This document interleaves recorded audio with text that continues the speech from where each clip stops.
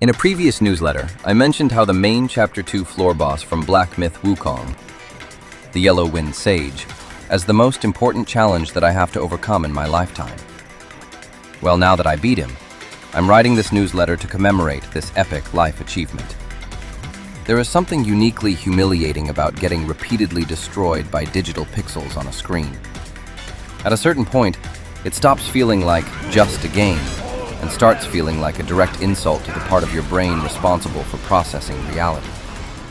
Like, what do you mean this 3D model programmed with a fixed set of combat moves just killed my monkey avatar for the 350th time in a row?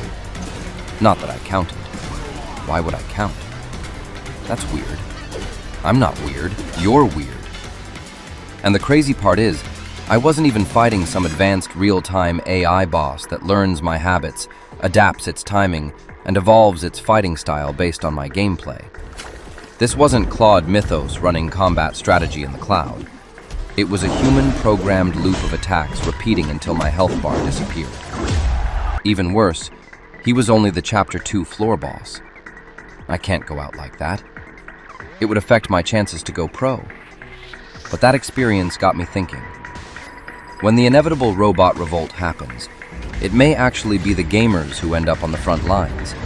The people trained to study patterns, identify weak points, adapt under pressure, and keep trying after hundreds of failed attempts.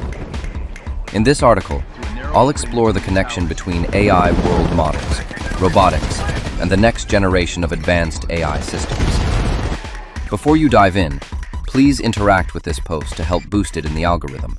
Subscribe to stay up to date with the latest content, and let me know in the comments, which video game boss gave you the hardest time before you finally figured out how to beat it?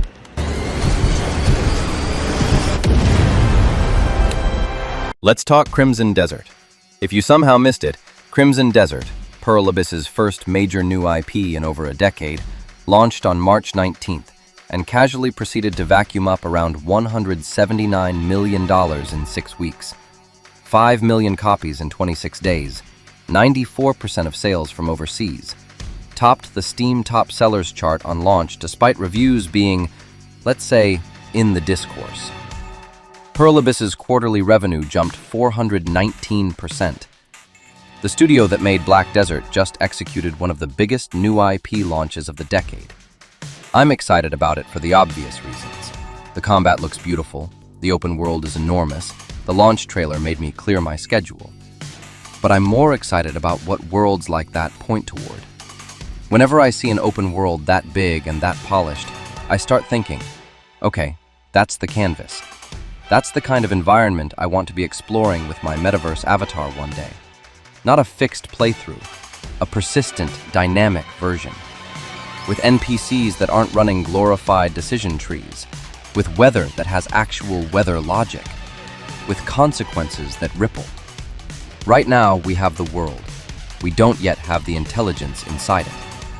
Which brings me to the person who, in my view, is working on the real unlock behind all of this. Yann LeCun. His name gets thrown around a lot, usually without much context, so here's the speed run. In the late 1980s and early 90s, when the rest of AI was busy treating neural networks like an embarrassing phase, it was LeCun at Bell Labs building convolutional neural networks. The flagship example was Lynette, a system trained to recognize handwritten digits on bank checks. And this wasn't some elegant paper gathering dust in a citation graveyard. It shipped, at scale, millions of transactions per day. While much of the field was still debating whether neural nets had a future, LeCun's models were already in production, quietly processing the check your grandfather mailed to the bank. Modern models like GPT don't use convolutions for language, but they inherit the exact paradigm LeCun helped establish: stack layers, learn representations, scale with data. That's the modern AI Bible in one line, and he wrote it 35 years ago. Here's the plot twist, though. The person who helped build the foundation thinks we're now building the wrong skyscraper on top of it. Of LLMs, are the basis for a lot of very useful AI products that all of us use, including me. Yeah. They're great, okay, for what they do. They're just not a path towards human level or human-like intelligence or even animal-like intelligence. These days, he's leading work under the banner of Advanced Machine Intelligence, AMI, and his bet is that the next leap doesn't come from scaling language models forever. It comes from teaching AI to model the world itself. His argument, distilled: large language models are trained almost entirely on text. Text is a deeply compressed, downstream artifact of reality. It captures the shadow of the world, not the world itself. There's no physics in a sentence, no causality, no "what happens if I drop this?" Next token prediction is incredibly powerful pattern matching, but it's pattern matching over the output of a thinking thing, not over the actual environment that thing exists in. If you've ever watched an LLM confidently describe a chess move that doesn't exist, or a physics scenario that violates gravity, you've watched this exact failure mode. The model has all the right words, none of the right world. So what's the alternative? Enter JEPA, Joint Embedding Predictive Architecture. The easiest way to think about it is this. Most generative AI today predicts the thing, the next token, the next pixel, the next frame. JEPA predicts the idea of the thing, an abstract representation of what's missing or what's coming next.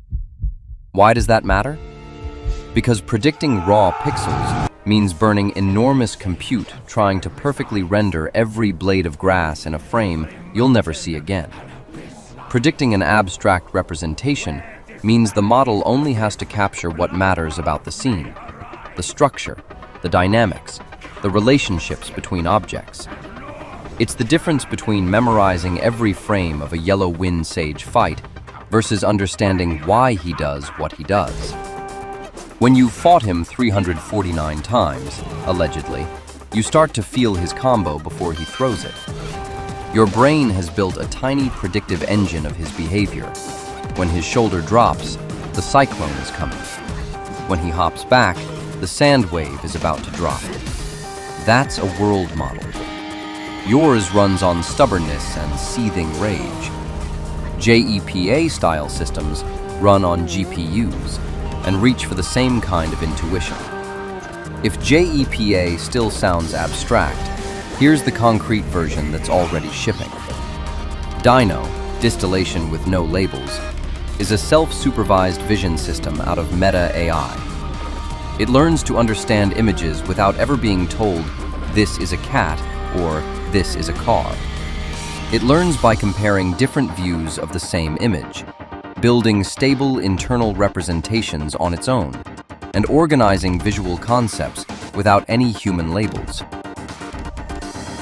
It organizes the world the way a curious kid does, by noticing what goes with what changes, what stays the same. Dino V2 took this further and now shows up as a backbone in everything from medical imaging to robotics perception. The philosophy is the same as JEPA, applied to vision. Let the model build its own understanding of reality, then plug that understanding into whatever downstream task you care about. This is the part that gets me genuinely excited. A game world is, structurally speaking, a compressed laboratory for reality. It has consistent, observable rules and physics. It has agents with goals, the player, the NPCs, the enemies. It has consequences, death, reward, state change.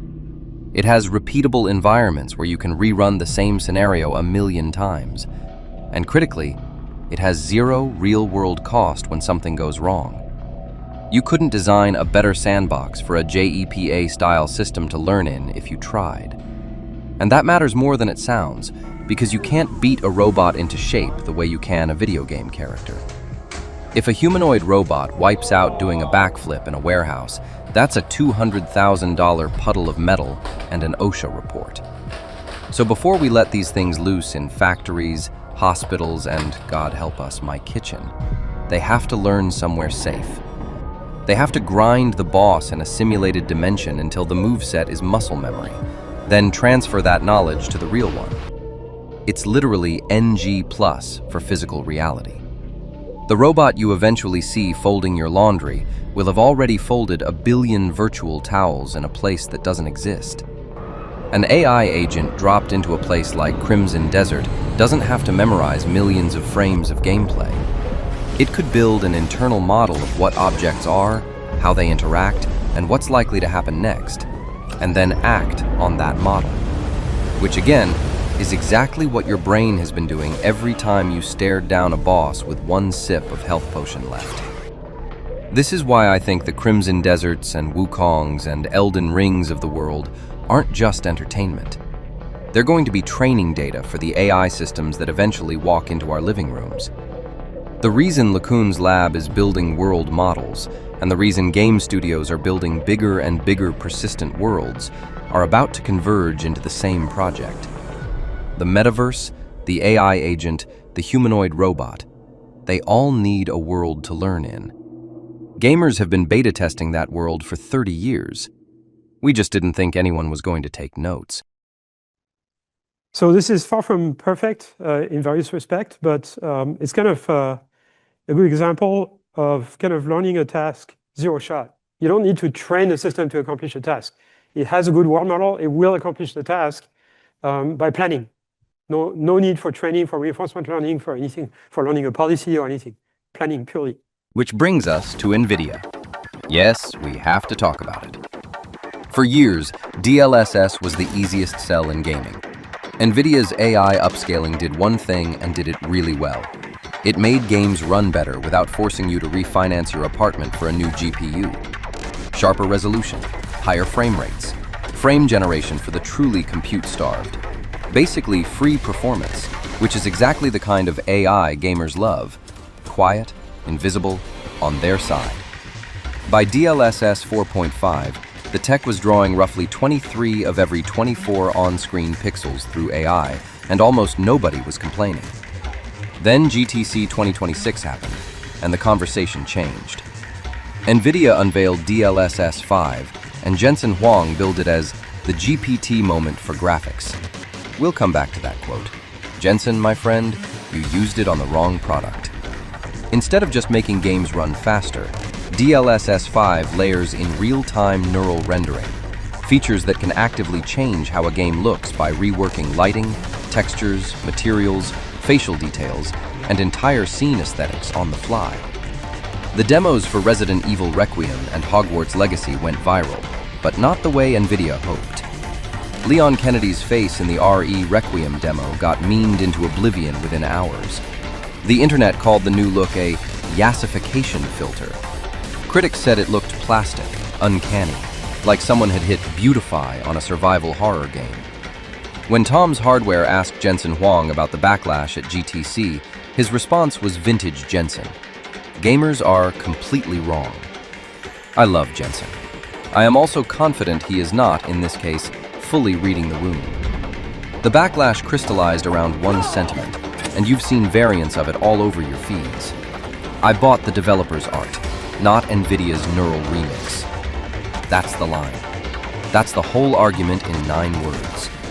Gamers will tolerate, even celebrate AI when it improves performance, expands creativity, or unlocks new gameplay.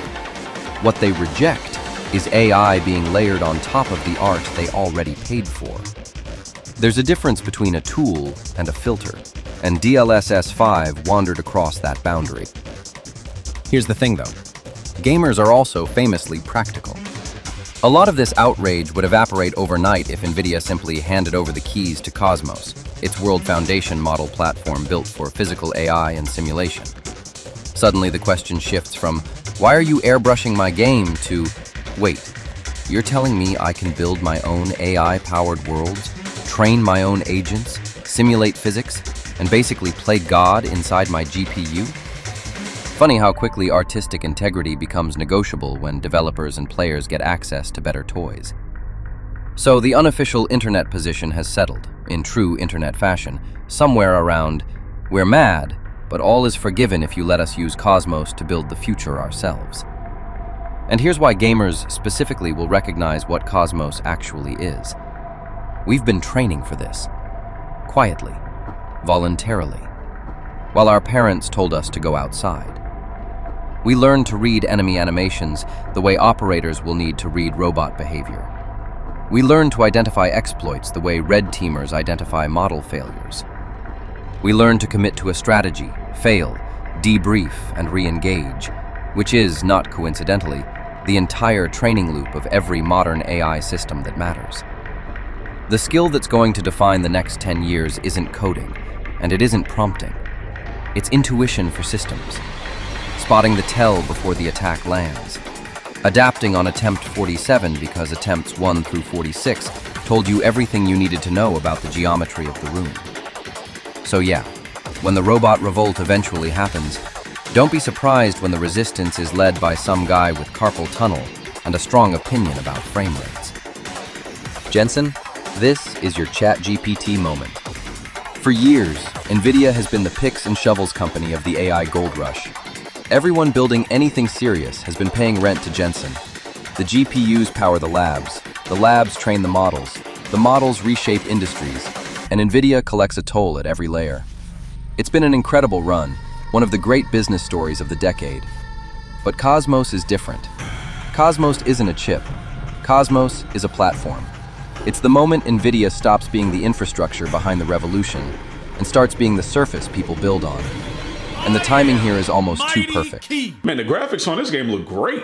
I love the art direction. I love the uniqueness. I love the identity. The graphics look great, but do you know what would make it better? No. What? Some AI slop. Wait, what? No, I don't want that at all. The DLSS 5 Backlash isn't a rejection of AI. It's a really clear signal of where gamers want control. They don't want AI imposed on what they bought. They want AI handed to them so they can make their own stuff. Developers, modders, creators, indie studios, roboticists, AI researchers. None of them are asking for higher frame rates anymore. They want the tools to build worlds, train agents, simulate physics, prototype intelligence itself. Right now, most people know NVIDIA as the company that sells the GPU. Cosmos could be the moment they start seeing NVIDIA as the operating system for simulated reality. That's a much bigger story than DLSS could ever be. The play isn't make games prettier. The play is democratize world models. Give developers and power users access to Cosmos, and NVIDIA stops being a hardware vendor enhancing pre-rendered worlds. It becomes the company enabling everyone else to generate, simulate, and train inside entirely new ones. ChatGPT made AI tangible for the masses by turning a complex research breakthrough into something a regular person could actually touch and use. Cosmos could do exactly the same thing for simulation, physical AI, and world modeling. The shift is right there in how the question changes. Old question: can my GPU run this? New question: what worlds can I build with this? That's when you stop shipping hardware upgrades and start shipping a platform shift. And once a company makes that jump, Apple in 2007, OpenAI in 2022, the next decade tends to belong to them. Jensen, the door is open, the gamers are watching, and the GPT moment you're looking for isn't the one you announced. As for me, I'm going back into Wukong. There are more bosses.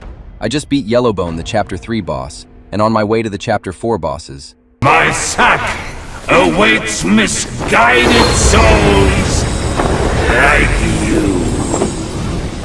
Enter within and find enlightenment.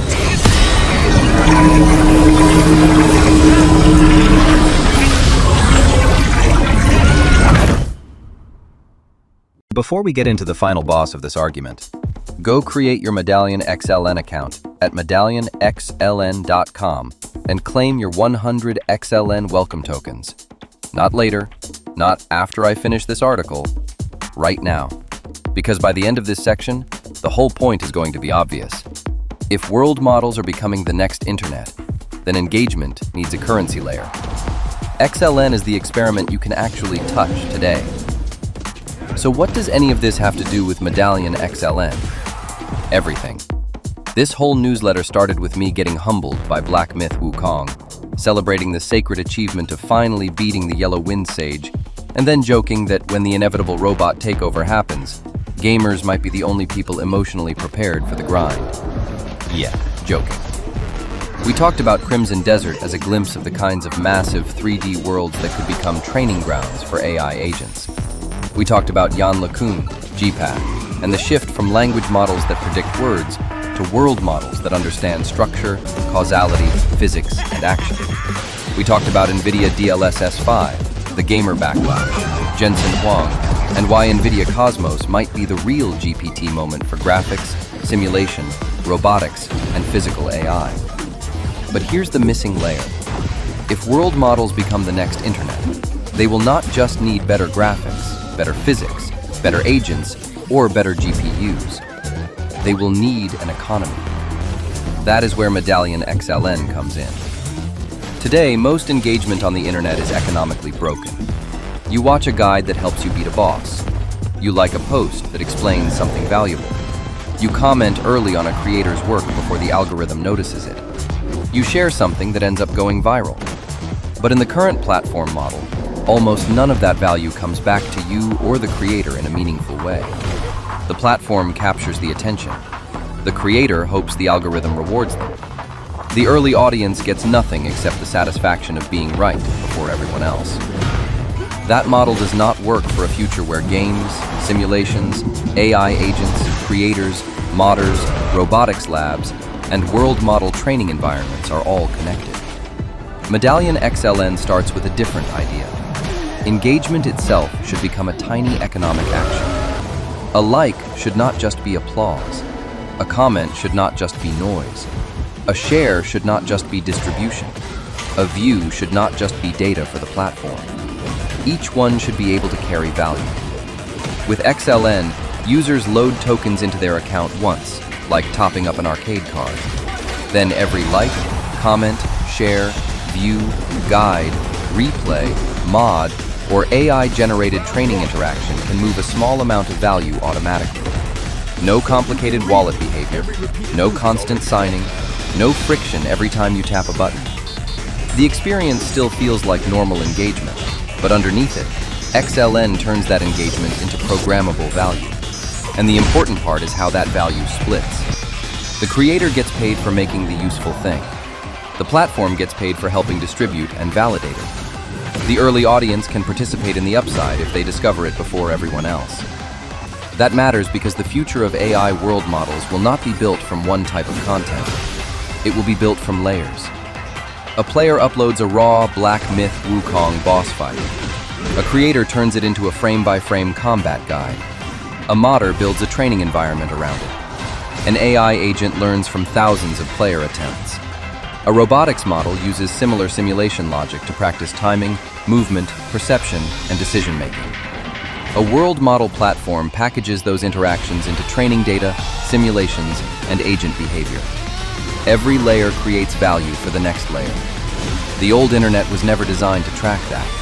XLN is. This is why tokenization matters for world models and AI architecture.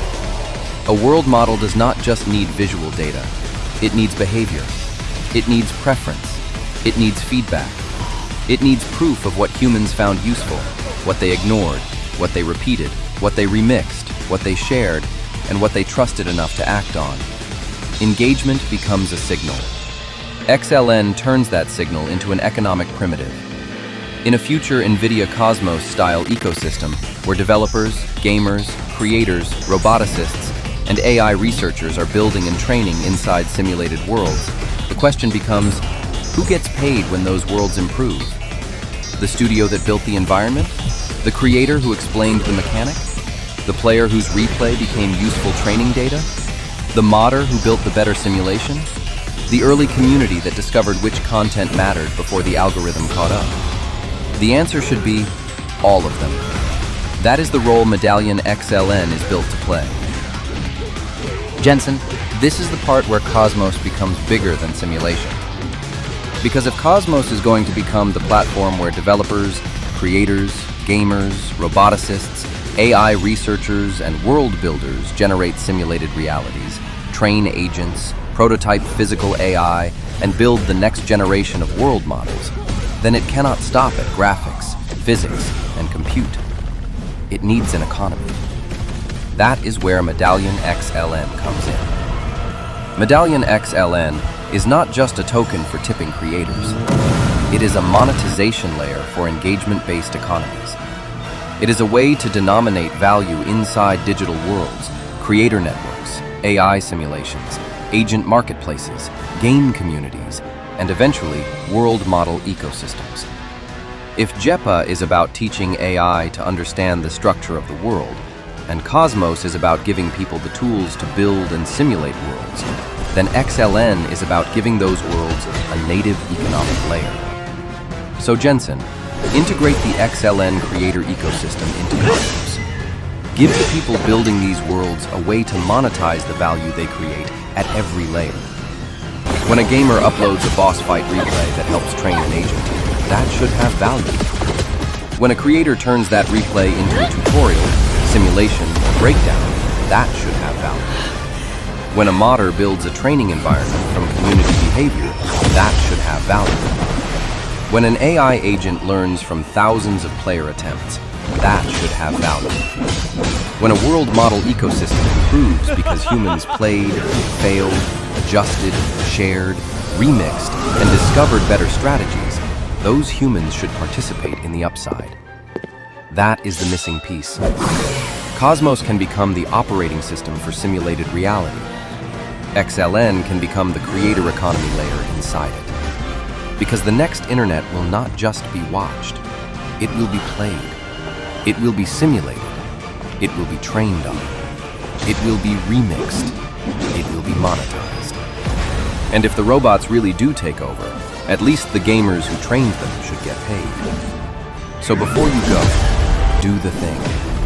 Create your Medallion XLN account at medallionxln.com and claim your 100 XLN welcome tokens. Use them to start exploring how engagement can become more than a like, comment, view, or share. Use them to back creators, reward useful content, discover valuable ideas early, and participate in the first version of an economy built for world models, AI agents, and programmable digital environments. The future of AI worlds will not just belong to the companies with the biggest GPUs. It will belong to the people who build, train, discover, remix, and monetize inside them. Jensen, Cosmos does not just need physics, rendering, agents, and simulation. It needs an economy. Medallion XLN is building the engagement-based monetization layer that could help creators, gamers, developers, and AI communities earn value inside world model ecosystems. Let's collaborate and give Cosmos a native currency layer for creation. Integrate the XLN creator ecosystem into Cosmos and let the people building the next generation of worlds own a piece of the value they create.